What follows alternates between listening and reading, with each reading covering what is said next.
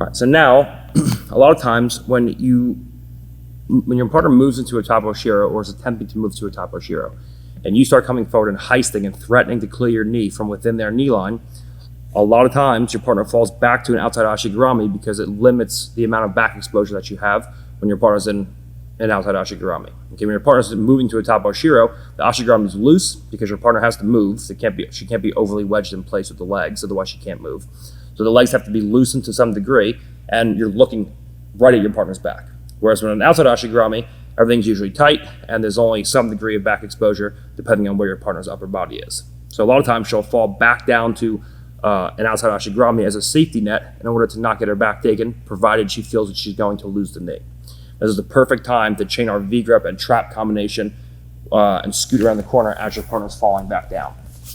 So the second she goes to move into a top Ushiro, instead of laying back and trying to do any, whatever other defense, we're going to start coming forward into my partner and start threatening to heist. The second she feels my knee is coming out, she'll fall back down to her hip from here and look to start going back into outside ashigarami. On this transition, go back. On this transition, we're going to immediately start scooting the corner. So the second I feel my knee's coming out, maybe it's almost out, from here, the second she goes to fall, we switch 1, go ahead, 2, and immediately scoot around the corner like so, okay?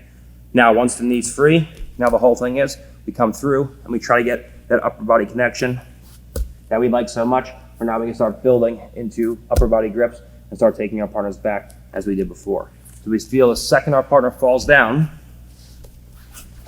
the second she goes to fall back to a hip, maybe I go to heist, and from here my knee's almost free. The second I see this, we V-grip immediately, we get to that far trap, and we start scooting around the corner.